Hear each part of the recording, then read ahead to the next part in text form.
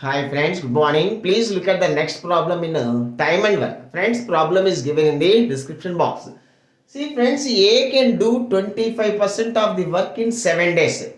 Friends, 25% of the work in 7 days means A can do the full work in 4 sevens. 4 sevens, 28 days. 28 days.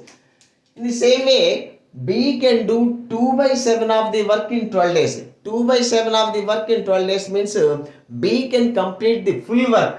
B can complete the full work in 12 into 7 by 2 to 6 6 sevens 42 days. Friends, A can do in 28 days, B can do in 42 days. Friends, now let us say the total work is 84 units. That is the LCM of 28 and 42. See friends, total work say 84 units. Friends, A can complete the work in 28 days means A can do 3 units of work per day. A can do 3 units of work per day. 28 3s 84. Similarly, B can do 2 units of work per day.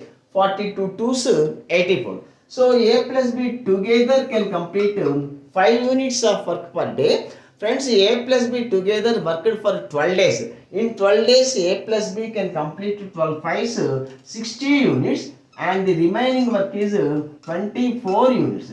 Friends, this 24 units of work was done by C in 3 days. That means C can do 8 units of work per day. 3 8s are 24. C can do 8 units of work per day.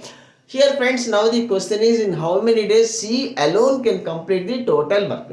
Friends, the total work is 84 units. C can do 8 units of work per day. So the total work completed by C is 80 total time. C takes 84 by 8 for 2s for 20 months. 21 by 2, 10.5 days. So friends, C alone can complete the total work in 10.5 days friends. Thank you. Have a nice day.